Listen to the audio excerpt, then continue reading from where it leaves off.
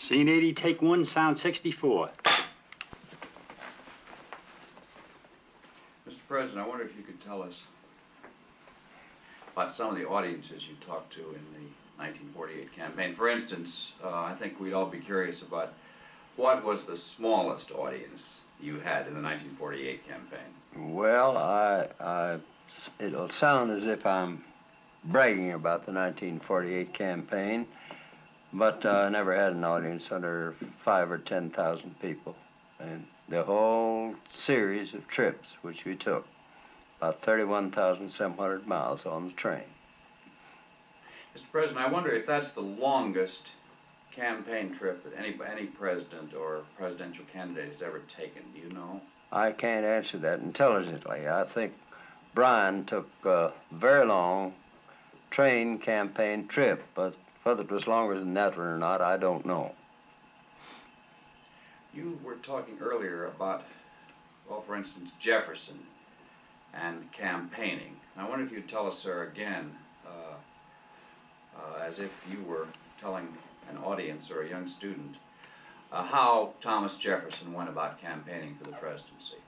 Thomas Jefferson was an early advocate of the common everyday people, and his campaign was carried on by correspondence. He had committees of correspondence all over the 13 colonies and was working as well as he could to prevent the special privileged people from taking over the government of the United States. He didn't do much traveling on that first campaign of his, but he really did convert the people to the idea that the government was theirs and not the government of the special privileged people. I wonder if you could tell us, sir, how someone like Abraham Lincoln campaigned, or did he campaign? Yes, he campaigned. He rode on the train, went around over the part of the country that he was sure he could carry. And he made quite a campaign. But the country at that time was divided.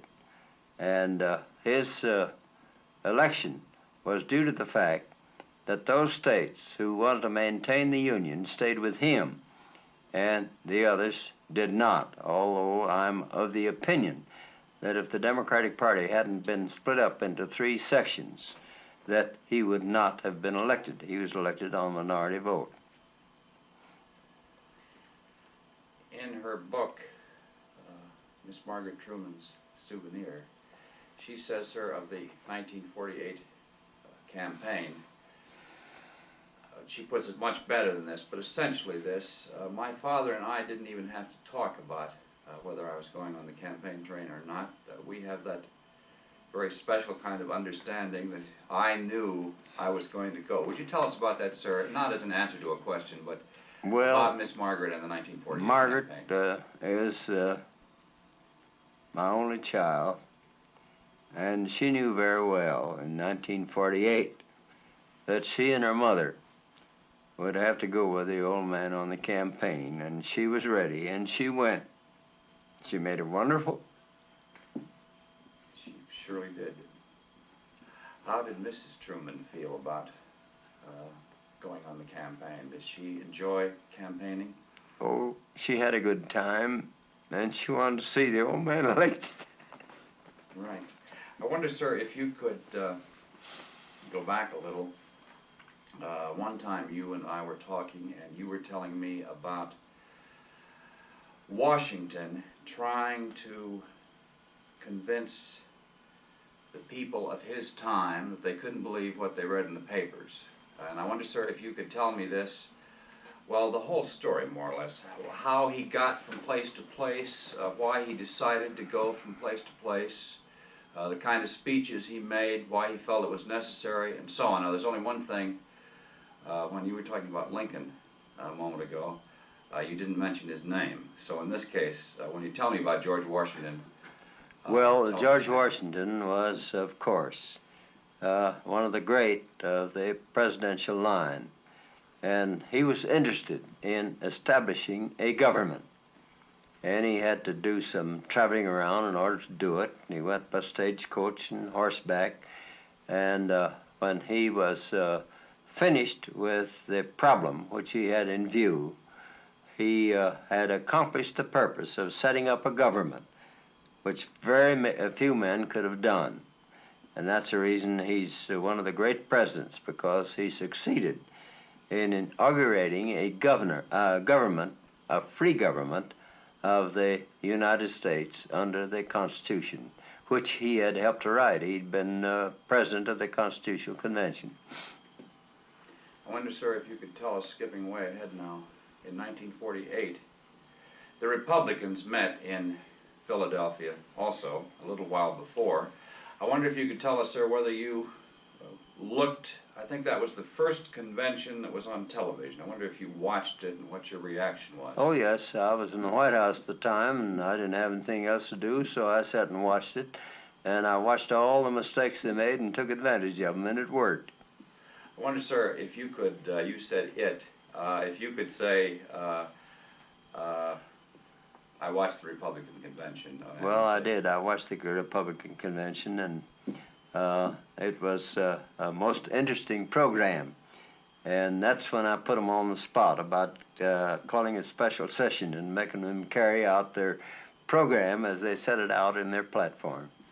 There was a lady, sir, who somewhat later became our ambassador, I believe, to Italy, who made a speech at that Republican convention. I wonder, did you hear that lady's speech? No, I didn't, and I'm glad I didn't. You don't think much of her oratorical? Oh, well, she was talking politically and in a partisan manner, and there wasn't any use in my listening to that sort of a speech and then getting stirred up about it, because it didn't mean anything, because she didn't win. I wonder, sir, in taking all the time you'd like, if you could tell us about how you felt about the press in 1948. Not only how you felt, but how you felt the campaign was covered. How you felt about the editorials, about how the percentage of newspapers against you as against the percentage that was for you. Just in general, anything you'd like to say. Well, you don't have, about the press in 1948, you don't have to worry about the percentage that were for me. It wasn't there. If there was 1%, it was great. I doubt if there was that much. And it didn't make any serious difference, because I was out seeing the people and telling them exactly what I stood for, and it didn't make any difference what the press stood for, because everybody understood that the press is and always has been for special privilege. And the common everyday man doesn't have anybody as his lobbyist but the president in the White House, and he's got to be for him if he's going to do him any good. I wonder, sir, if there have been other examples in presidential campaigns when the press has been very heavily weighted against a candidate and he's won nevertheless. Oh, yes, Grover Cleveland in 1884 and 1892, that is the case. When you say that was the case, you mean that the press was against him? That mean the press was trying to get the other fellow elected. How about, sir, you have someplace mentioned, perhaps in the memoirs, that when Andrew Jackson was running for office, the press was largely against him. Is that the case? Yes, that's true. That's true. The press was, I might say, nearly 100% against Andrew Jackson. And he didn't care. He took the country anyway and then told them where to get off. Of course, the most famous thing, I suppose, about 1948 was the incredible mistake that the pollsters made. Tell us about pollsters. How do you feel about pollsters? Well, pollsters are, I guess, a necessity for business purposes. But when it comes to politics, I think they make a great many mistakes. And the pollsters in 1948 made up their minds, and I can tell you, I can give you a shining example of how they make up their minds, that there wasn't a chance for the man in the White House to be reelected. And I can give you a shining example of the managing editor of the New York Times, who was in Rome about the 9th of September, and who informed the Pope that the president of the occupant of the White House hadn't a chance to be reelected.